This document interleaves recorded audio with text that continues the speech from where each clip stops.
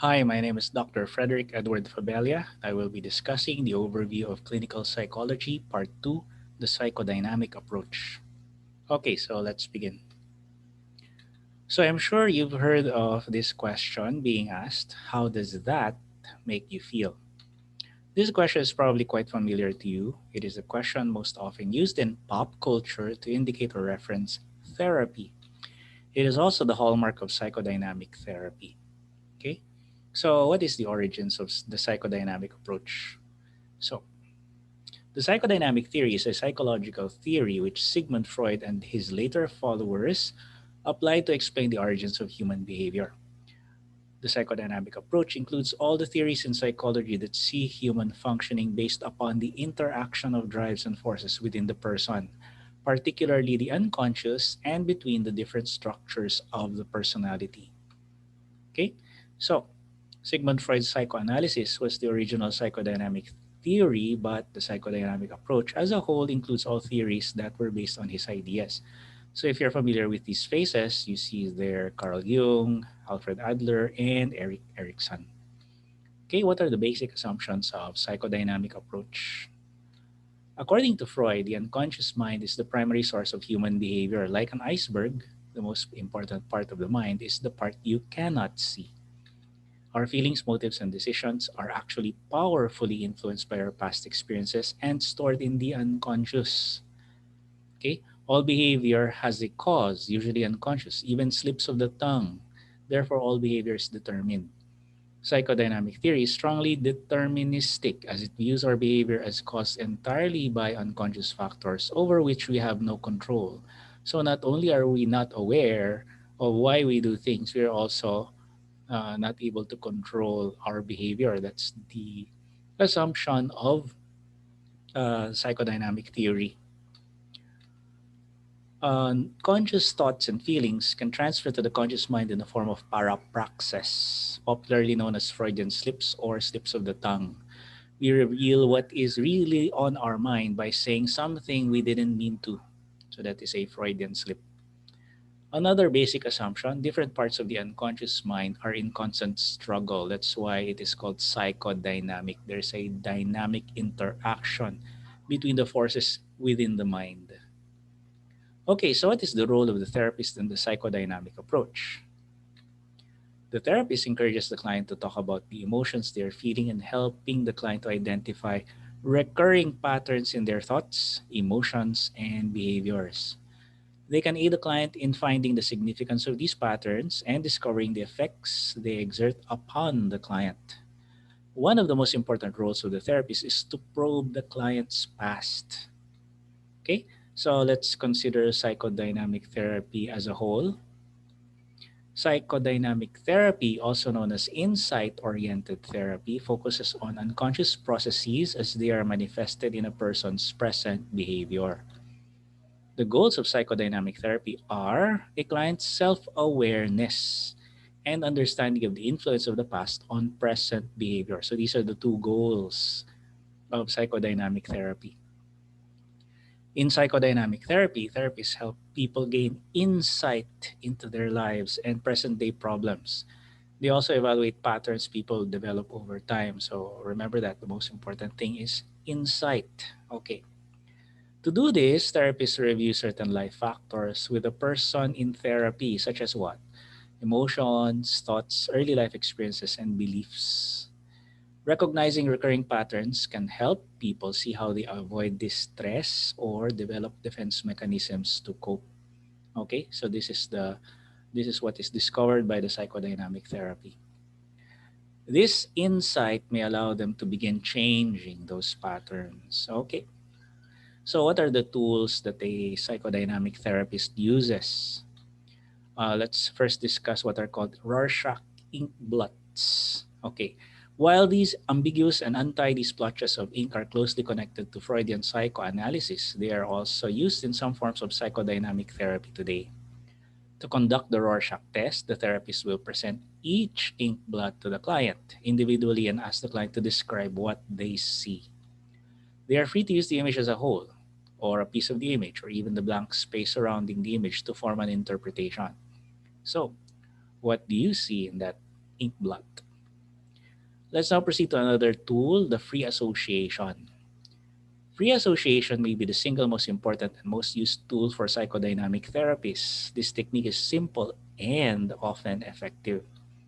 The more formal technique involves the therapist reading a list of words and the client responding immediately with the first word that comes to mind.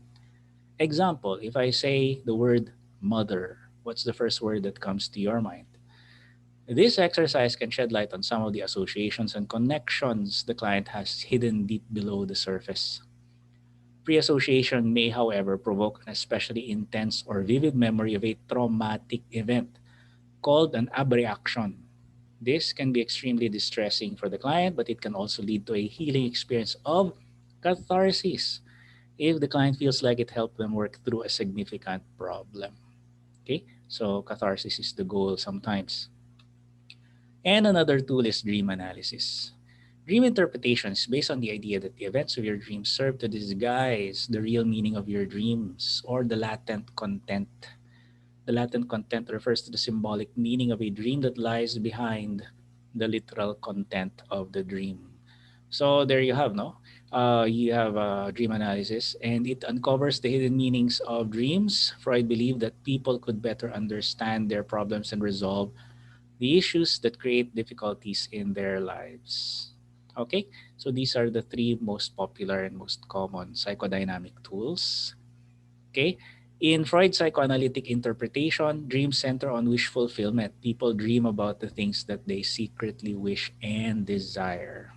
All right, so let's now go to the discussion of the psychodynamic process. So we have an individual, and of course, the individual eventually has a recurring life problem, which moves him to seek the help of a mental health professional or a therapist. Okay, so let's consider again that individual and his recurring life problems. And again, he's now uh, undergoing therapy.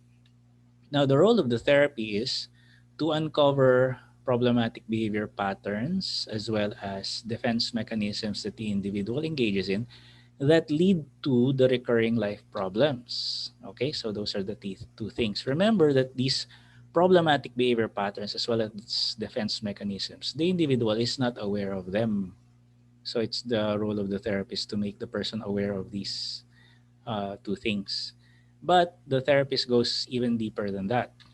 He he or she tries to explore the past experiences stored in the unconscious. Again, the individual is not aware that these past experiences also have an effect on him. Okay?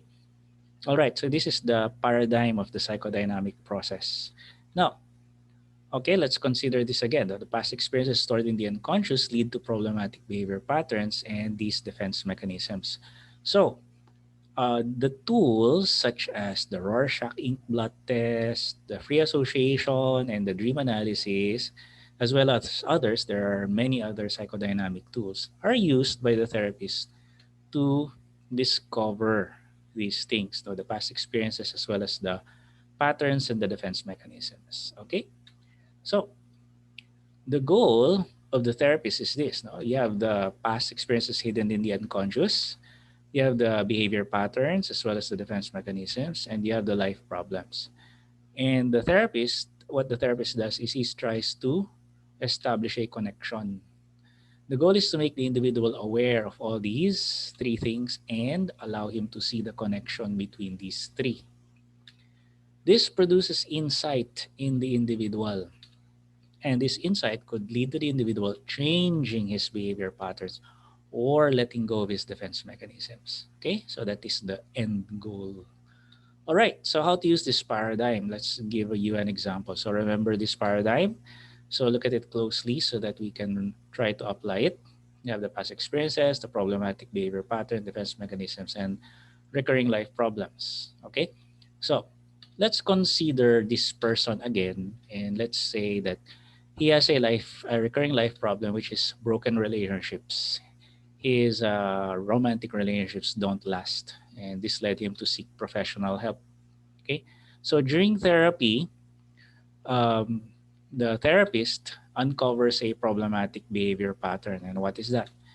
The individual is always distrustful of the partner, no matter what, even if the partner doesn't do anything. There is always distrust. So the therapist goes even deeper. He tries to explore the person's past experiences stored in the unconscious. And what does he discover? The therapist discovers that the individual himself was unfaithful before, and he no longer remembers it, no longer realizes the effect that this experience has on him. Okay? And because of this, he unconsciously and unknowingly engages in a defense mechanism, which the therapist discovers to be projection. And because he is distrustful of his partner and he uses projection, this leads to a recurring life problem of a broken relationship. Okay. Now, by allowing the individual to see the connection between all of these, the person should be able to come up with an insight on his own. And this insight would supposedly move the individual to change his behavior pattern and let go of his defense mechanism. Okay, so that is an example of the application of the psychodynamic paradigm. So that ends my discussion about the overview of clinical psychology, part two, the psychodynamic approach. Thank you very much.